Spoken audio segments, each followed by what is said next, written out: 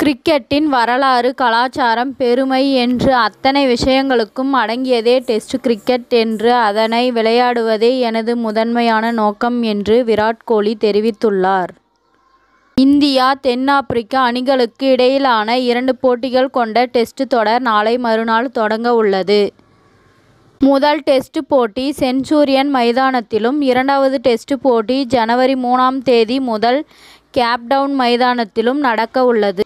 தென்னாப்பிரிக்கா மண்ணில் வேகப்பந்து வீச்சாளர்களுக்கு சாதகமாக ஆடுகளம் இருக்கும் என்பதால் இந்திய அணி மீதான எதிர்பார்ப்புகள் அதிகரித்துள்ளது.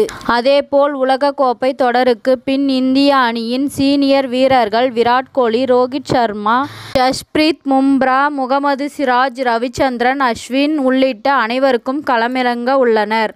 இதன் மூலம் சீனியர் வீரர்களின் கவனம் முழுக்க டெஸ்ட் கிரிக்கெட் பக்கம் திரும்பியுள்ளதாக பார்க்கப்படுகிறது. ஏற்கனவே இவர்கள் அனைவரும் தென்னாப்பிரிக்காவில் உள்ள டக்ஸ் ஓவல் மைதானத்தில் பயிற்சி போட்டிகளில் விளையாடி வருகின்றனர்.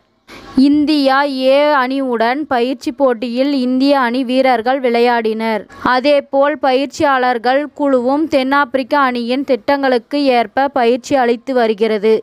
இதனால் தென்னாப்பிரிக்க மண்ணில் முதல் முறையாக இந்திய அணி டெஸ்ட் தொடரை வென்று வரலாறு படைக்கும் என்று எதிர்பார்ப்பு ஏற்பட்டுள்ளது. இந்த நிலையில் மீண்டும் டெஸ்ட் கிரிக்கெட் பக்கம் திரும்பியுள்ளது குறித்து captain Rohit Sharma, test cricket எப்போதும் ஸ்பெஷல். டெஸ்ட் போட்டியில் 5 நாட்களும் நமக்கு சவால் நிறைந்த ஒன்றாக இருக்கும்.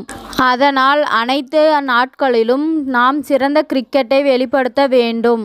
ஒரு மனிதராகவும் கிரிக்கெட்டராகவும் டெஸ்ட் கிரிக்கெட் மிகப்பெரிய சவாலை அளிக்கும் என்று தெரிவித்துள்ளார். தொடர்ந்து விராட் கோலி பேசுகையில், டெஸ்ட் கிரிக்கெட் தான் கிரிக்கெட் விளையாட்டின் அடித்தளம். வரலாறு, கலாச்சாரம், பெருமை என்று சொல்வேன். இந்திய அணிக்காக நீண்ட இன்னிங்ஸை விளையாடி வெற்றி பெறுவது மிகச்சிறந்த உணர்வை அளிக்கும். டெஸ்ட் கிரிக்கெட் தான் எனக்கு எல்லாம்.